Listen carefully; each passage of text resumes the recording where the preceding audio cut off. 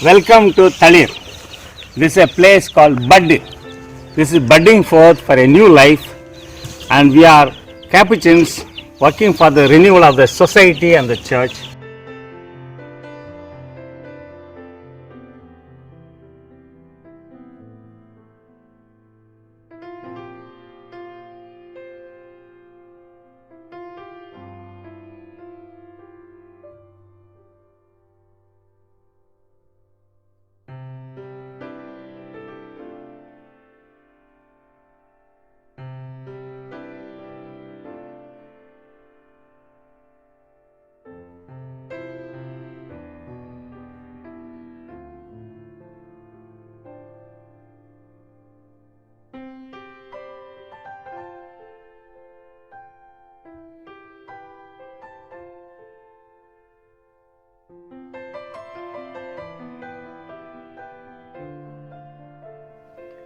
Trekking एक उत्साहपूर्ण अनुभूति है। जिसने भी ट्रैकिंग का अनुभव किया है उसे पहाड़ पर विजय पाने का अनुभव मिला है। पहाड़ पर चढ़ना इतना आसान काम नहीं है जैसे कि हम पैदल यात्रा करते हैं। एक पर्वतारोही को अपना भोजन, ऊनी कपड़े, दस्ताने, गेटर, जूते, फर्स्ट एड किट इत्यादि के साथ यात्रा करना पड़ता है। जब वह अपने गंतव्य स्थान तक पहुंचता है तो वह आनंद से नाच उठता है। उसी तरह यदि हम आज के सुसमाचार में दिए गए विशेषताओं के अधिकारी हैं तो हमें खुशी महसूस होती है। प्रभु यीशु द्वारा दिए गए आशीर्वचन हम में से हर एक को आशीर्वाद के इन 9 गुना पथ में चलने के लिए आमंत्रित करता है, जो जीवन की पवित्रता की ओर ले जाता है। आज हम सभी संतों को याद करते हैं और आज की पाठ हमें पवित्र होने के लिए बुलाती। जैसा कि संतों ने खुद को यीशु के महान निर्देश आशीर्वचन के साथ जोड़ दिया था, उन्होंने यीशु के आदेशों का पालन किया था। संत मत्ती के सुसमाचार अध्याय 5 पद संख्या 2 से 12 में यीशु हमें पवित्र जीवन जीने के लिए बुलाते हैं और वे यह कहते हुए शिक्षा देते हैं, धन्य है वे जो अपने को दीनहीन समझते हैं, स्वर्ग राज्य उन्हीं का है। धन्य है वे जो नम्र हैं, उन्हें प्रतिज्ञात देश प्राप्त होगा। धन्य है वे जो शोक करते हैं, उन्हें सांत्वना मिलेगी। धन्य है वे जो धार्मिकता के भूखे और प्यासे हैं, वे तृप्त किए जाएंगे। धन्य है वे जो दयालु हैं, उन पर दया की जाएगी। धन्य है वे जिनका हृदय निर्मल है, वे ईश्वर के दर्शन करेंगे। धन्य है वे जो मेल कराते हैं, वे ईश्वर के पुत्र कहलाएंगे।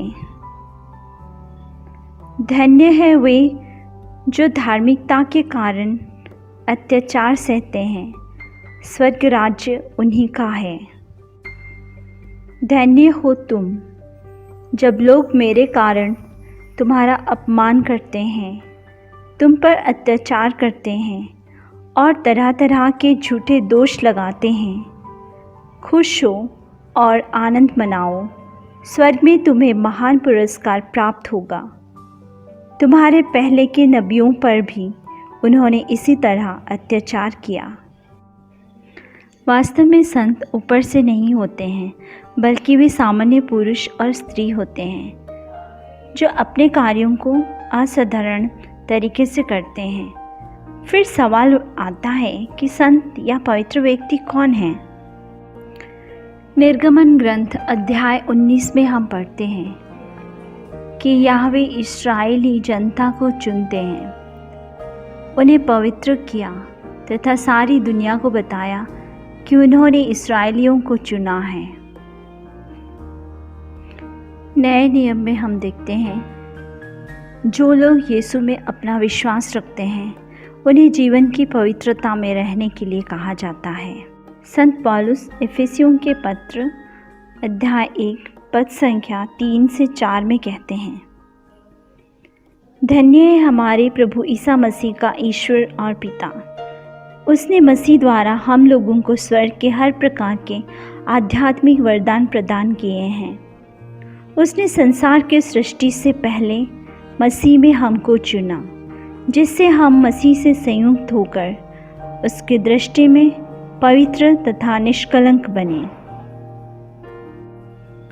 प्रिय मित्रों, परमेश्वर जब हमें अपने मकसद के लिए चुनते हैं तब हमें जिम्मेदारी भी सौंपते हैं।